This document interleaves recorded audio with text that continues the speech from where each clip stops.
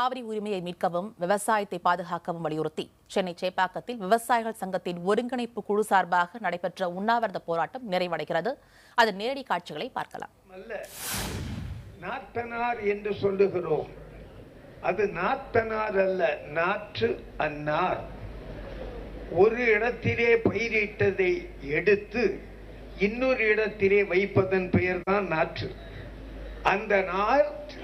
அந்த நாற்று அங்கே இருந்தது, அந்த பயிர் அங்கே இருந்தது. அதனை எடுத்து இந்த பயிருக்கு வைக்கின்ற பொழுது அது நாற்று.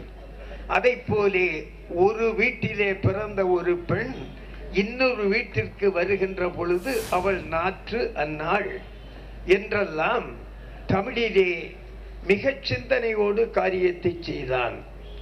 இன்னும் ஒன்றை சொல்ல வேண்டும். தமிழகத்திலே இருக்கின்ற மக்கள் இந்த நதிகளுக்கு உரிமை பெற்றவர்கள் என்பதிலே நமக்கு எந்த விதமான ஐயமும் இல்லை.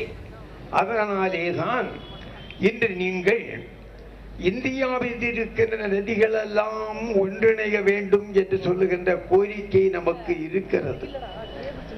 1986 ஆண்டு ஆகஸ்ட் மாதம் 15 அரபிக்கடலும் பசிபிக்கடலும் இந்து மகா சமுத்திரமும் கூடுகின்ற குமரிமனையிலே ஒரு குடம் தண்ணீர் எடுத்து தில்லியிலே கங்கையிலும் யமுனையிலும் தண்ணீர் எடுத்து 2 தண்ணீர் குடத்தை அங்கே வைத்துக் கொண்டு பூராவும் உண்ணாவிரதம் இருந்தோம்.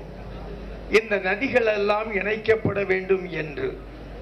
அந்த உண்ணாவிரத நிறைவு நேரத்தில் அந்த 2 குடத்தில் இருக்கின்ற தண்ணீரையும் ஒரு பெரிய பாத்திரத்திலே கலந்து இந்தியாவில் இருக்கின்ற தண்ணீர் அத்தனையும் இந்த பெரிய பாத்திரத்திற்கு வந்ததை போலேயே இந்த நாட்டில் இருக்கின்ற மக்களுக்கெல்லாம் கிடைக்க வேண்டும் என்று சொன்னோம்.